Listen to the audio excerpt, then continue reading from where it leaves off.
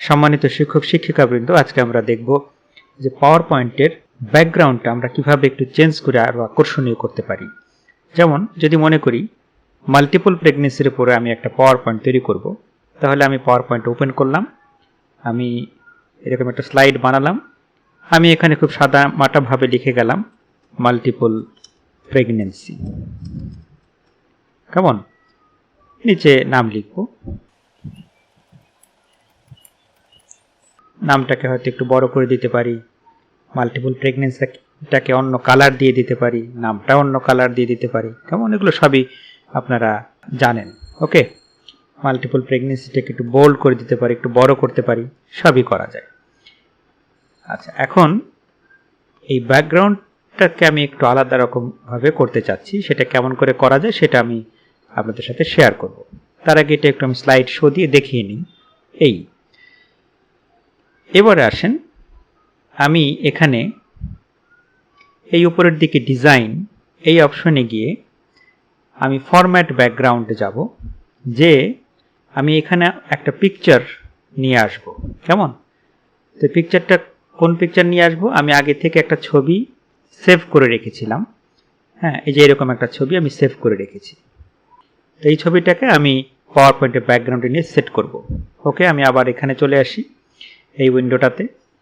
এখানে এই picture click করার পরে এই যে নিচের দিকে ফাইল অপশনটা আছে, এই ফাইল অপশনে ক্লিক করলে আপনাকে পিকচার চুজ করার সুযোগ দেবে। তাহলে আমি ডেস্কটপে ওটা যেহেতু সেভ করেছি, কাজে ডেস্কটপ থেকে ওই ছবিটাকে সিলেক্ট করলাম, সিলেক্ট করে ইনসার্ট করে দিলাম। ছবিটা এখানে চলে এসেছে। এখন এই ছবিটার তো রেজলিউশন এত ভালো যে তার উপরে লেখা টেখা কিচ্ছু বোঝা যাচ্ছে না, তাই না?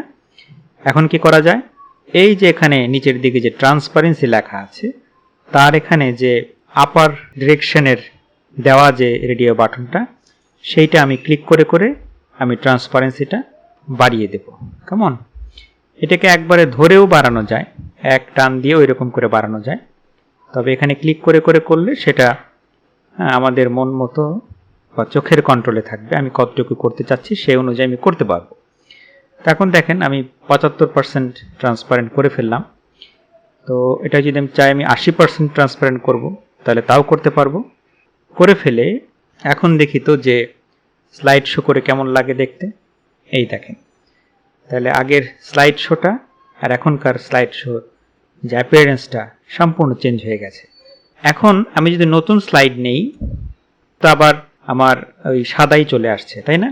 তাহলে এখন কি করতে হবে, এই যে আমি কাজটা করলাম, এখানে নিচের দিকে অ্যাপ্লাই টু অল সেটা ক্লিক যদি করে দিই, এই এখন যদি আমি নতুন স্লাইড নেই, আরেকটা নেই, যত স্লাইডই নেব সব স্লাইড কিন্তু এই একই রকমভাবে এই ব্যাকগ্রাউন্ডটা পেছনে সেট হওয়া থাকবে, এবং এখানে আমি আমার মতো করে যাই লেখার লিখতে পারবো।